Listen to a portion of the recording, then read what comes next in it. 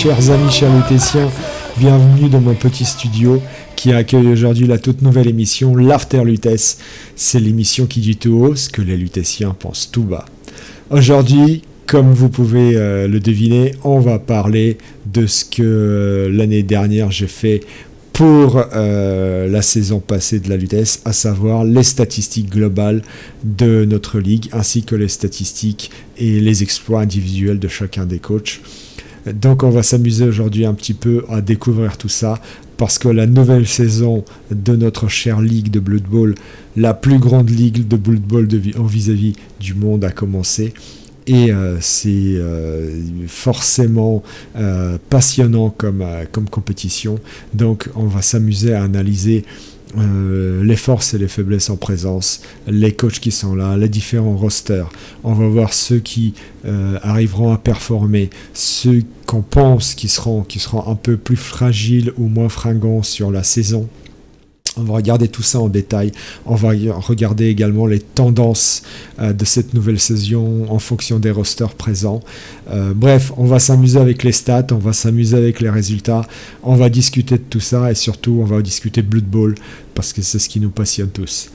Alors forcément, à 56 coachs, il m'était difficile de tout mettre par écrit comme l'année dernière. Donc je me suis dit que cette année, eh bien, vous me verrez plutôt en vidéo parce que c'est vraiment très long à écrire tout et tout mettre sur papier. Donc en vidéo, c'est quand même plus simple et ça peut être plus amusant aussi pour certains. Alors je sais que bon nombre d'entre vous m'ont dit qu'ils me lisaient et ils adoraient lire mes élucubrations, mes propos parce qu'ils lisaient pendant leurs heures de travail. Bravo les gars, chapeau vraiment. Mais à 56 joueurs, encore une fois, je répète, c'est compliqué pour moi. Donc, désolé les gars, mais cette année en tout cas, ce sera en vidéo. Alors, je propose un nouveau format, c'est-à-dire effectivement sous format vidéo avec 2 vidéos différentes pour le début de saison.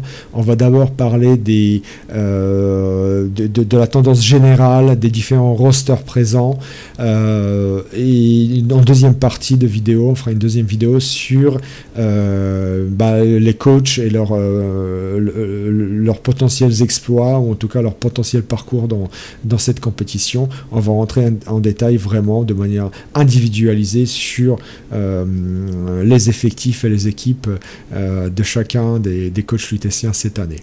Alors 56 joueurs, c'est un record, nous égalons cette année le record de l'année 2008-2009. On est très heureux, tout le monde est heureux d'accueillir plein de nouveaux joueurs, donc on se félicite pour cela. Ça veut dire que la Lutèce vit bien, qu'elle est performante, qu'elle est connue et vraiment que Blood Bowl vit bien. Donc on est particulièrement tous les lutétiens sont particulièrement heureux de voir notre ligue perdurer et s'accroître. Donc c'est vraiment génial.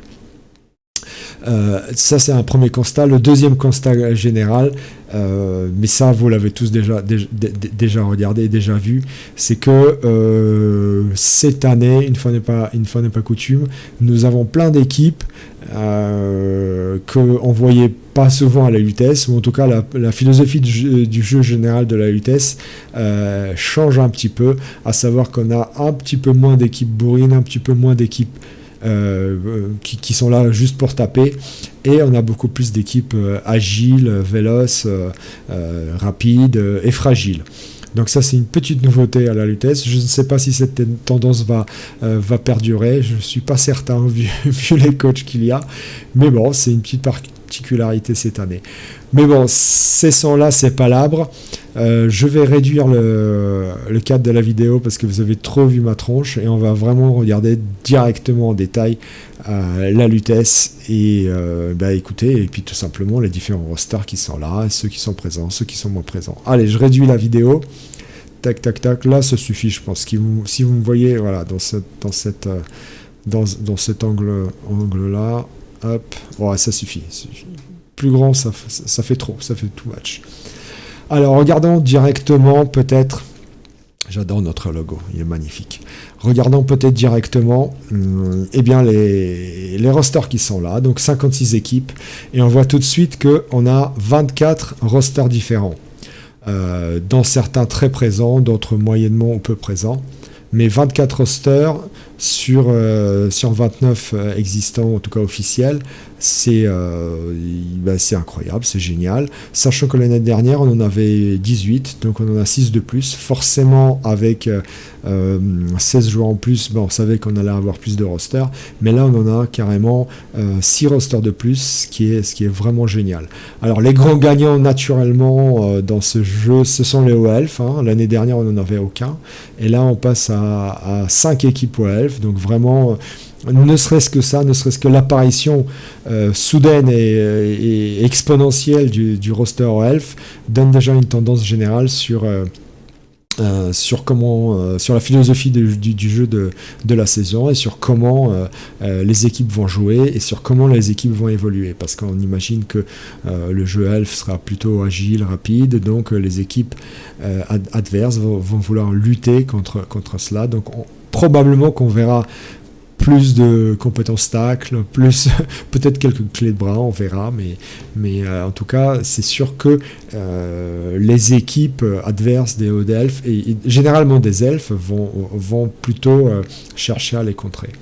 On a aussi les orques, toujours aussi présents, forcément avec la manière dont ils ont performé l'année dernière, et puis de toute manière, la force de ce roster dans les règles 2020 de Blood Bowl fait que ça reste un roster hyper populaire, tout comme les hommes lézards qui sont là. On a toujours maintenant 4 représentants, on en avait 3 l'année dernière. Forcément, c'est un roster qui a des facilités en attaque, donc il est très prisé par les Lutétiens. Les humains sont toujours là, 4 représentants, comme l'année dernière, le même nombre. Les humains, forcément, on les connaît par leur polyvalence et leur facilité de prise en main. C'est pour ça qu'ils plaisent souvent aux nouveaux coachs. Et là, effectivement, on a 2 coachs nouveaux qui ont opté pour ce roster. Donc, bienvenue aux 2 rookies humains et bonne chance à eux. Les Skaven, comme les hommes lézards, on connaît leur force, leur vélocité, leur rapidité, on connaît leur force offensive, donc forcément, c'est un roster qui plaît aux Lutétiens, donc forcément, on en a beaucoup, 4 cette année, donc plus 1 par rapport à l'année dernière. Les Halflings qui arrivent ensuite, 3 Halflings, alors on sait que c'est un pari entre les 3 fous furieux, les 3 coachs téméraires, les Ertis, Olivier Dulac et surtout le petit Scarabée. Et c'est un pari qu'ils ont fait, c'est un pari qui a l'air de marcher, en tout cas qui a bien marché en première journée. On sait que pour les Halflings ça commence à devenir de plus en plus dur quand la saison avance. Bon, en tout cas pour l'instant ça va bien, et vous me connaissez, vous savez que je ne peux être que très heureux de la présence des Halflings à l'Altesse et des performances qu'ils ont réalisées. J'en suis très très très content. On verra si un de ces coachs-là, ou peut-être plusieurs, arriveront enfin à qualifier les Halflings en play-off. On verra ça. C'est peu probable, mais on sait jamais. Surtout que c'est des bons coachs, donc ça peut arriver. Ensuite, on a une ribambelle de roster à 2 représentants. Les elfes noirs qui sont toujours là, qui sont toujours prisés, même si on connaît les limites du roster maintenant. Les démons de corne qui apparaissent, nouveau roster, forcément ça allait attirer des curieux. Il a été testé tout au long de l'année dernière dans différents tournois. On sait que ça marche bien en tournoi, plutôt bien. On va voir ce que ça donne en ligue. C'est quand même un roster assez performant, et quand on se voit les coachs qui l'ont choisi, on se dit que ça risque de bien performer avec. Les nains du chaos toujours là, toujours multi-représentés, même si c'est pas des rosters très prisé, mais bon, les Lutétiens aiment bien. On sait très bien que c'est assez simple d'emmener les nains, voire les nains du chaos en play-off. Donc, il y a toujours des coachs qui choisissent ces rosters-là, même si, à titre personnel, c'est pas un style de jeu qui me convient sur une saison entière. Les orques noirs toujours là, la nouveauté étant passée, on sait maintenant, on connaît comment fonctionnent ces rosters en ligue. Eh bien, il y a des coachs qui continuent à vouloir les jouer, certainement pour égaler Pedro et Larraine l'année dernière et obtenir le fameux titre du Crampon d'Or. On verra s'ils y arriveront cette année, sachant que cette année, il y aura plus de compétition dans le prix du Crampon d'Or parce qu'on a 6 minus, donc ça va pas être aussi simple pour les orques noirs maintenant. La Noblesse Impériale, ça c'est un roster nouveau aussi, comme les Orques Noirs, enfin relativement nouveau, mais qui perd deux représentants. Forcément, le style de jeu lent, le style, la lenteur dans la progression du roster de la Noblesse Impériale plaît moins au coach. On sait qu'à la UTS c'est compliqué, même si Ashram les a emmenés en playoff. On sait que c'est compliqué. Tiens, j'ai oublié de parler des nécromantiques qui sont là aussi. On a parlé de la noblesse qui est allée en finale, mais les nécromantiques, ils bénéficient aussi de l'effet vainqueur de l'année dernière, roster vainqueur de l'année dernière grâce à Garden. Et bien forcément, on en a 4 cette année, on en avait 3. C'est toujours un roster populaire. Et bien, on le voit encore plus populaire cette année parce que forcément, la victoire, ça attire des convoitises. Les Norse toujours là. Alors on pensait que, vu que c'est un roster totalement nouveau, eh bien, il allait attirer plus de curieux, plus d'intéressés. Bon, peut-être que le fait qu'on ait des cochons, qu'on ait des Valkyries un peu bizarres, même si elles ont plein de compétences, ça n'a pas forcément attiré les coachs, ou en tout cas, ils se sont dit qu'une saison avec, ils allaient voir d'abord comment le roster se présente en ligue. Ils allaient laisser les autres jouer les cobayes, et puis ils verront l'année prochaine. C'est quand même un roster qui est assez régulièrement pris à la Lutèce, donc on s'étonne qu'il n'y en ait que 2 cette année, mais bon, on verra l'année prochaine. Les Snotling, pareil, relativement nouveau. Première fois qu'ils apparaissent dans la mouture des nouvelles règles à la Lutèce Cup. L'année dernière, il n'y avait pas de minus, donc forcément. Eh bien, on verra comment ils vont performer, sachant que c'est vraiment un roster spécifique et qu'il y a les deux coachs sont des petits vilains optimisateurs qui ont choisi de jouer de manière particulière avec, en recrutant plein de stars. On verra si c'est une bonne approche ou pas. L'Union Elfique, toujours là, et toujours quelques joueurs, quelques coachs téméraires qui tentent. L'année dernière, on sait bien que c'était la débâcle totale avec l'Union Elfique. C'était l'un des pires résultats de l'histoire de l'Elite Cup pour un roster, avec des résultats vraiment très très très très mauvais. On verra si cette année ils feront mieux. Les vampires aussi qui apparaissent avec 2 représentants alors que l'année dernière ils n'en avaient pas. Comme toujours, il y a quelques coachs lutétiens qui aiment bien les rosters originaux, les rosters qui donnent du fil à retordre. On verra s'ils performent cette année, même si on pense que ça risque d'être compliqué quand même pas pour les vampires. Après, quelques rosters à un représentant. Les elfes sylvains reviennent, les gobelins aussi, les slans, on connaît les coachs gobelins et slans, on sait pourquoi ils jouent ces rosters-là. Les elfes sylvains qui apparaissent, c'est aussi pareil comme les gobelins et les slans, un roster assez particulier avec un style de jeu très particulier. On verra ce que ça donne, même si pareil, ça peut être compliqué vu leur parcours. L'Alliance du Monde qui plaît toujours aussi peu aux Lutétiens. On sait que c'est un roster quand même difficile en ligue, qui montre très rapidement ses limites. Et il a mal commencé, on verra plus tard, il a mal commencé. Donc ça va être compliqué pour le coach, pour Big Burger qui l'a choisi. Les élus du chaos, le chaos, alors que c'est un roster plutôt aimé par les Lutétiens, cette année, on a un représentant en moins, on n'a qu'un seul roster, forcément avec la saison très compliquée, très difficile de l'année dernière, et forcément le roster n'a pas été choisi en nombre. Ils ont quand même déçu, les chaotiques ont déçu l'année dernière, c'était vraiment très dur pour eux, ils ont été peut-être le 2e roster le moins bon derrière l'Union Elfique, donc c'était très compliqué pour eux, et c'est pour ça qu'on en voit moins cette année. Les morts vivants, alors ça c'est étonnant, on pensait que le fait qu'il n'y en ait qu'un seul l'année dernière était l'exception qui confirmait la règle, parce que les morts vivants c'est quand même un des rosters favoris des coachs de la Lutèce. Et bien cette année on n'en a qu'un seul aussi, étrange, bizarre, mais écoutez, c'est comme ça. Peut-être que Azroag a raison. Peut-être que quand il dit que c'est un roster poussif et qui a perdu de sa force et de sa puissance, et là, il faut que j'éteigne. Voilà, sa force et sa puissance.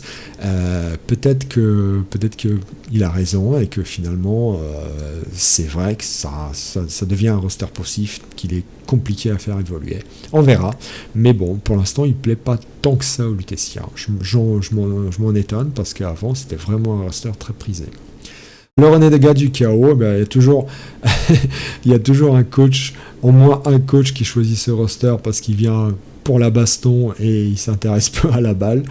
On sait que c'est un roster compliqué à démarrer, que c'est un roster qui manque de compétences, qui est là effectivement au début de saison pour faire des sorties. Si les sorties n'arrivent pas, eh bien c'est très compliqué de jouer. L'année dernière, c'était l'un des plus mauvais rosters aussi en compétition. On verra si cette année, c'est Yeti. Ouais, est-ce que Yeti fait mieux que ma Big Burger? On verra, mais ça risque d'être compliqué aussi pour les Renegats du Chaos, vu leur manque de compétences en début de saison. Alors les absents maintenant, les grands absents, eh bien c'est les bas-fonds naturellement, avec 3 représentants en moins. Pourtant, on pensait que au regard des performances extraordinaires l'année dernière du roster, il allait être très pris par les coachs, et finalement rien du tout. Et non seulement il a été snobé, mais il a été vraiment très snobé par les coachs lutétiens, de telle manière que on n'en a aucun des représentants des bas-fonds cette année. C'est bizarre, c'est étrange, mais c'est comme ça. Les Amazones, forcément, pareil, on les a pas, parce que l'année dernière c'était très compliqué, et même si elles ont gagné finalement la Chocolate grâce à Alchemy, et grâce à votre serviteur qui a foiré sa finale, eh bien, on n'a pas de représentant des Amazones. Alors, Bud Milka nous dira, c'est cool, parce qu'en fait, le bureau était un peu dans des beaux draps avec la nouvelle équipe qui arrive. On sait que les nouvelles règles vont débarquer incessamment sous peu, mais on les a pas encore. Donc, s'il y avait un roster des équipes Amazon cette année, eh bien, on allait repartir sur les anciennes règles, ce qui n'allait certainement pas plaire au coach. Donc, au moins, il n'y a pas de problème, puisque personne n'a choisi ses rosters. Ensuite, pareil, ça fait 2 années de suite, on voit ni Khemri, ni Nurgle, ni Ogre. Là aussi, je m'en étonne, c'est bizarre. C'est des rosters, alors pas des rosters hyper prisés, mais on en avait toujours par le passé en moins 1, 2, voire 2 Nurgle, en moins un Ogre, un Khemri. Là, rien du tout. Peut-être que l'année prochaine, ça changera. Voilà donc une présentation globale, si vous voulez, des différents rosters. Donc 24 rosters, c'est bien, parce que ça fait vraiment un panel très grand et une très grande diversité dans les styles de jeu. Là, vous voyez une répartition par type de roster. Alors, petit disclaimer, c'est ma répartition à moi. Hein. C'est vraiment quelque chose, c'est mon analyse au regard de ce que moi je connais du Blood Bowl. Donc, désolé si vous n'êtes pas d'accord avec cette liste, on pourra en discuter. Mais j'ai divisé ça en 4 différents types de rosters. Ceux qui sont là pour la baston, les bagarreurs, plutôt pour la baston. Ceux qui sont là pour jouer l'agilité.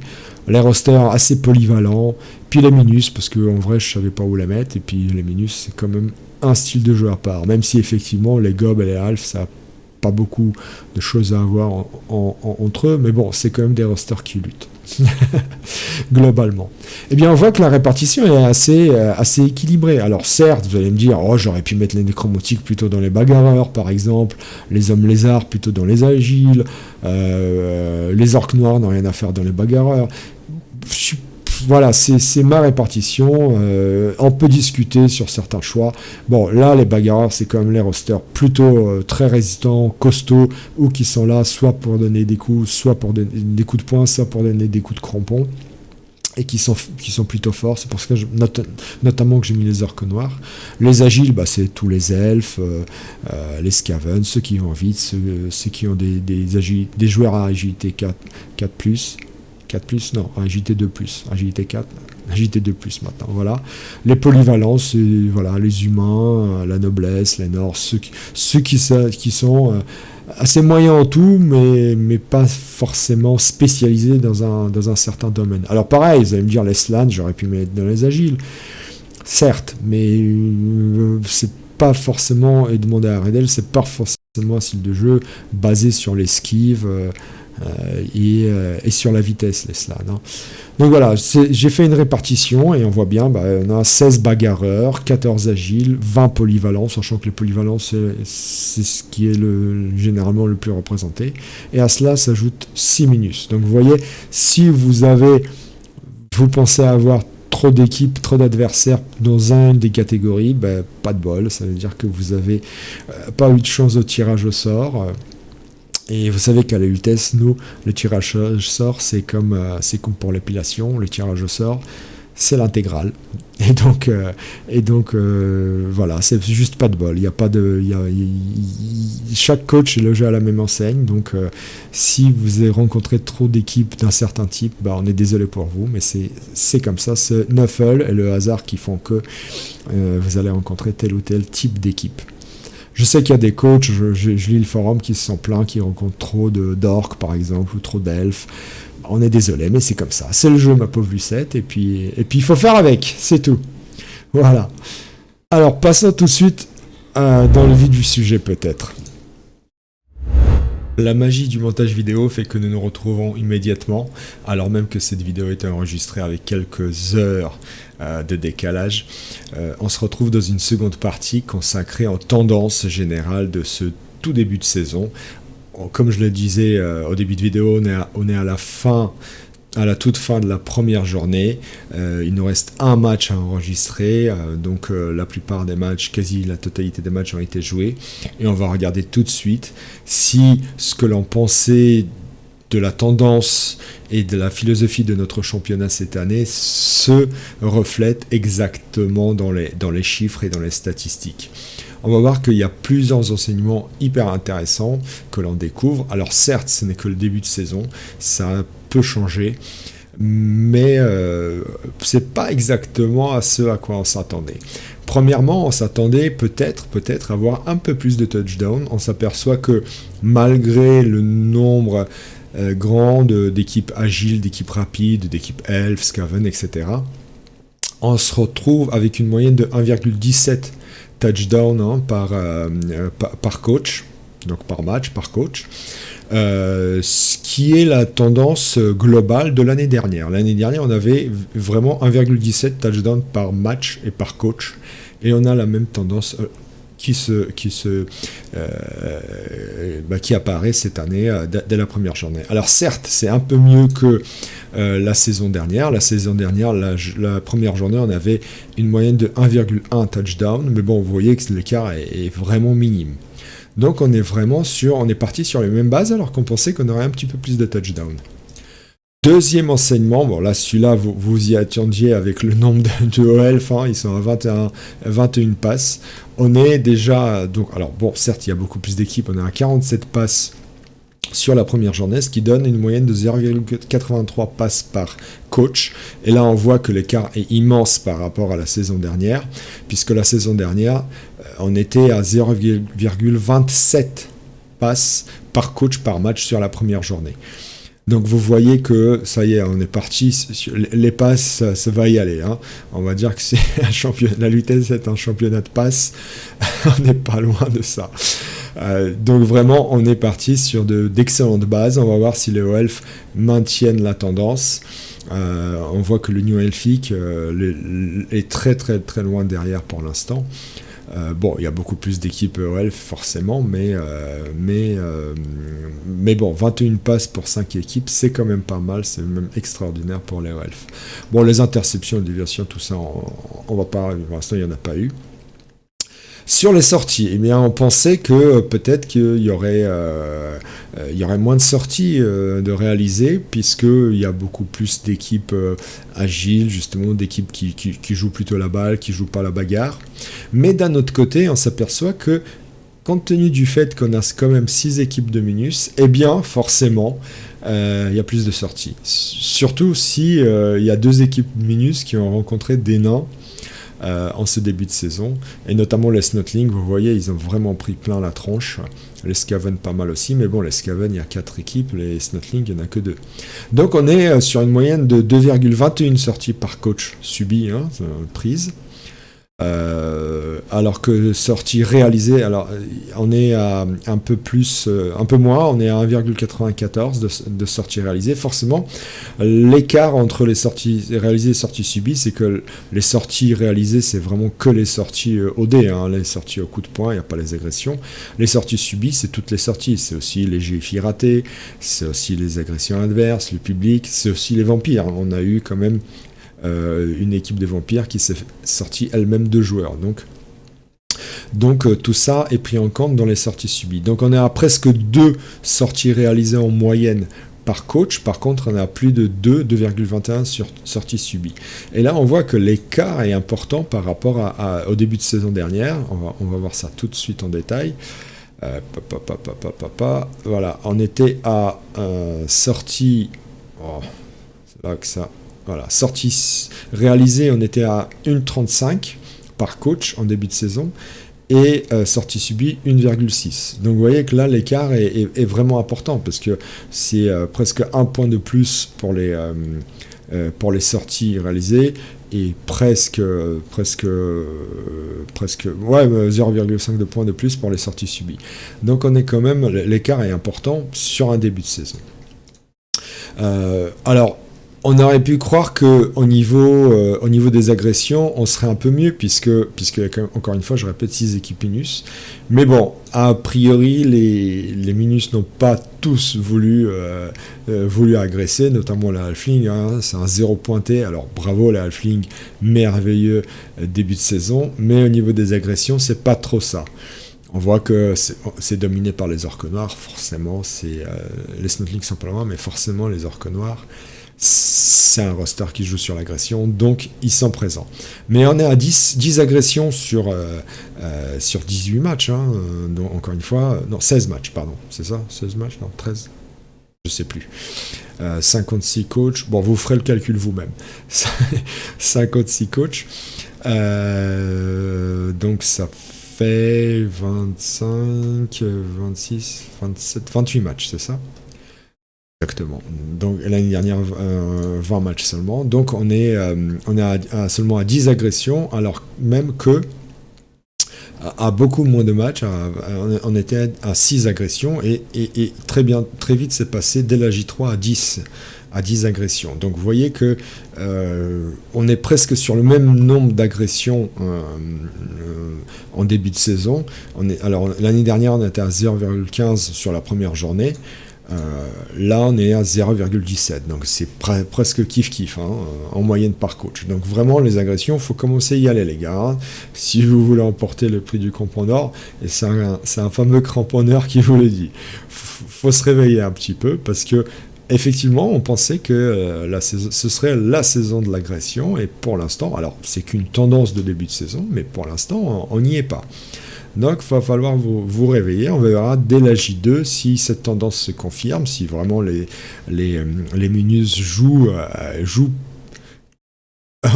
en essayant de gagner leur match uniquement, ou si...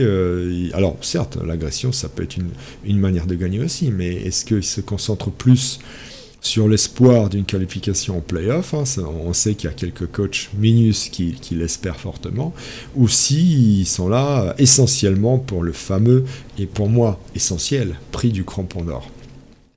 On verra ça. Alors, au niveau du facteur de violence, facteur de destruction, c'est-à-dire sortie publique et agression, bon, forcément on est en début de saison, mais on est pas mal. À plus de 2,16 en moyenne, c'est vraiment un score très bon. Il est meilleur que l'année dernière. Hein. L'année dernière, Tech, en début de saison, forcément, il était moins bon. Alors, facteur, voilà, 1,55. Hein, 1,55, donc on est à plus de 0,5 points de mieux que l'année dernière. Donc, la tendance se confirme sur le fait que, non, cette année, si ça continue comme ça, ce sera pas... la Lutèce, ce ne sera pas une ligue de léger. On est quand même dans la baston, on est dans la bagarre, on est dans le respect de l'adversaire, évidemment. Le respect par le cramponnage et le coup de poing dans la gueule. Évidemment, c'est la Lutèce quand même. Faut pas déconner. Alors, vous voyez qu'il y a déjà quelques scores de J2 qui ont été rentrés, mais concentrons-nous sur la J1. Alors je sais pas si Nabolo était un visionnaire l'année dernière ou pas, mais il semble que oui, parce que beaucoup de coachs ont adopté sa tactique de début de saison de l'année dernière, à savoir une équipe pas montée à fond, par contre beaucoup de popularité, ce qui se voit dans le public qui vient en masse au match pour certaines équipes, et on est quand même à une moyenne par journée de plus de 4000 spectateurs par coach et par match, et donc pour certains vraiment des scores faramineux. Je crois que notamment Melfios a fait déjà 2 matchs et à chaque fois il a eu 8000 publics, 8000 supporters à son match, donc c'est vraiment une tendance qui se confirme sur le fait que certains coachs misent à fond sur la popularité pour gagner plein de pépettes en début de saison, alors que l'année dernière on était vraiment parti sur l'ancienne version des règles, on était sur la continuité des règles de 2016 et on avait vraiment peu de coachs qui avaient misé sur la popularité. On était à peine à 3350 en moyenne supporters par match et par coach, hein. Donc vraiment il y a presque 1000 supporters de plus en moyenne par match, donc c'est énorme. Ça veut bien dire que effectivement bon nombre de coachs ont vraiment misé sur la pop en début de saison. Forcément ça se retrouve dans les gains nécessairement, vu qu'en plus il y a un petit peu plus de touchdowns. On est à 53 000 pièces d'or en moyenne par coach sur cette première journée, alors que l'année dernière, on était à 44 000. Donc vous voyez, pareil, presque 10 000 de plus, ce qui est normal, puisqu'il y a presque 1000 supporters de plus en moyenne. Donc la tendance est celle-ci, hein. Il y aura plus de sous, forcément en moyenne, cette année, plus de public. Et enfin, en termes d'expérience, là c'est pareil, les équipes jouent mieux. Alors là, vous allez me dire, forcément, avec plus d'équipes agiles, un petit peu plus de touchdowns et un petit peu plus de sorties, c'est la suite logique. L'expérience est mieux. Donc l'année dernière, on était à 10,27 de moyenne sur la première journée par équipe de points d'expérience gagnés. Là, c'est beaucoup mieux. On est à 12,05. Donc pratiquement 2 XP de plus. C'est pas mal, ça augure une très belle saison avec plein de compétences. J'espère aussi plein de sorties et plein de blessés, avec quelques stars qui vont émerger, je l'espère. On voit déjà dès la J2, je crois que c'est Pixman, il me semble, qui est un super orc blitzer qui est apparu avec 2 compétences, tackle et châtaigne. Donc celui-là va falloir le chasser.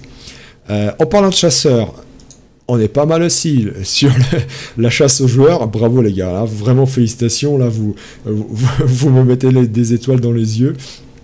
La saison a débuté sur les chapeaux de roue, sur les meilleurs auspices.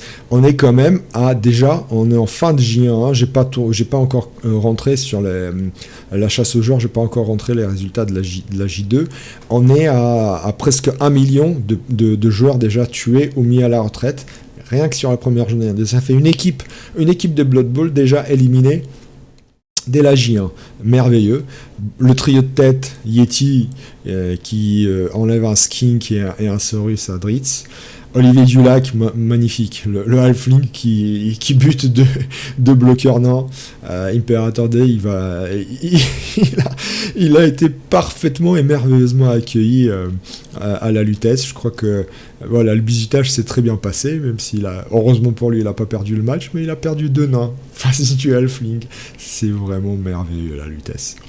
Et Pagnol qui massacre Aredel, c'est génial. Bon, en plus, qui lui blesse gravement son Croxy, j'étais là, j'ai tout vu, c'était magnifique. On va voir si Aredel met son Croxy à la retraite, mais je pense pas. S'il le met, ça fera plein de points pour Pagnol, ce serait bien. Donc, 925 000, et en plus, je viens d'apprendre à l'instant que le propre avait blessé gravement le blitzer de Nicap, et Nicap veut le mettre à la retraite aussi, parce qu'il a perdu un -1 en armure. Nicap quand même, blitzer -1 en armure. Bon, tu fais comme tu veux, mais c'est toi qui vois, mais je l'aurais pas fait en début de saison, hein. J'attendrai un peu, mais bon.